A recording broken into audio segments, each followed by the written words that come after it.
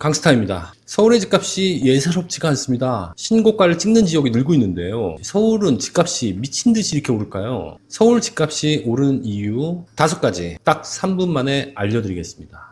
첫 번째는 공급 부족입니다. 과거에 전 서울시장이 막아놨던 재개발, 재건축 등의 정비사업이 오랫동안 막혔었고요. 뒤이은 오세훈 서울시장이 정비사업 등을 활성화하고자 여러 규제들을 풀어서 재개발, 재건축 선정은 많이 해줬습니다만 사실상 공급은 그렇게 크게 늘진 않았습니다. 서울의 재개발, 재건축 등이 늦어지면서 얼죽신 현상이 나왔고요. 신축은 새로운 자산이라는 인식이 강해지면서 신축 선호 현상이 두드러졌습니다. 이는 신축의 희소성을 반영한 결과로 공급 부족의 단면입니다. 당연히 집이 안 나오니 가격은 오를 수밖에요. 두 번째는 금리 인하 기대감입니다. 저금리 환경에서는 대출이 쉬워지고 이자 부담이 줄어들어 더 많은 사람들이 주택 구매에 나서게 되는데요. 이로 인해 주택 구입 수요가 다시 살아나고 집값 상승을 자극하고 있습니다. 세 번째는 집값 상승 기대 심리입니다. 최근 집값이 오를 것이라는 전망이 확산되면서 지금 사지 않으면 더 비싸질 것이라는 불안 심리가 실수요자와 투자자 모두를 자극하고 있는데요. 이런 심리가 매수세를 더욱 강하게 만들고 있습니다. 네 번째는 정책 변수